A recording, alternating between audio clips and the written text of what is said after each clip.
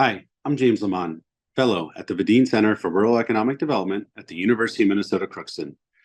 Today, we're going to talk about Minnesota's overall agricultural contribution to the state's economy, but also where it is in 2024. From an economic contribution perspective, Minnesota roughly contributes $20 billion annually to the state's GDP.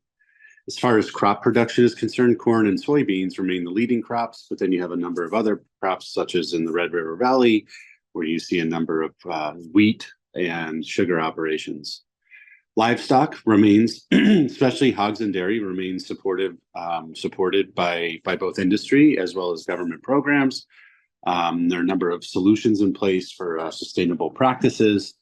And then as far as other sustainable practices are concerned outside of farming and ranching, we're seeing a lot of agricultural innovation and technology formed, thereby contributing to the bottom line of the economy.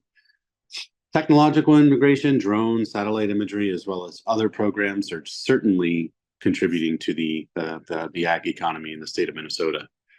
With respect to key developments and challenges for the state's agricultural industry, climate adaptation. We're starting to see climate patterns changes, and as a result, new crop varieties and water management strategies are being deployed.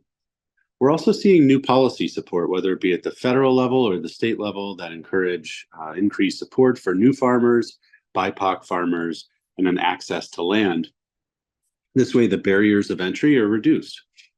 Economic pressures this year's a little rough compared to the last couple. We're looking at current prices around $4 for corn, roughly 10 for soybeans. Obviously, that fluctuates, so it could be up or down 10, 15%. Labor shortages continue to plague the agricultural industry. This is very difficult because although the industry is mechanizing, there still are labor requirements across the enterprise. In addition, stricter environmental regulations are pushing farmers to adopt more eco-friendly practices.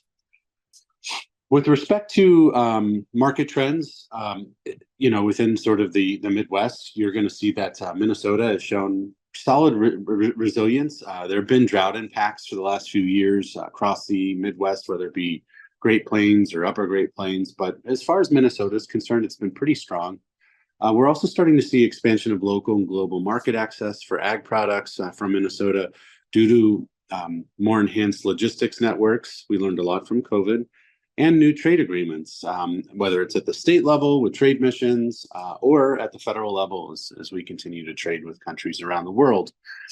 Rising inflation has increased the cost of inputs, whether it be equipment, seeds, or other elements associated with farming, labor, and that's placing additional strain on farmers, especially this year when you see, yes, input costs are higher, but then output costs are lower because of subdued pricing.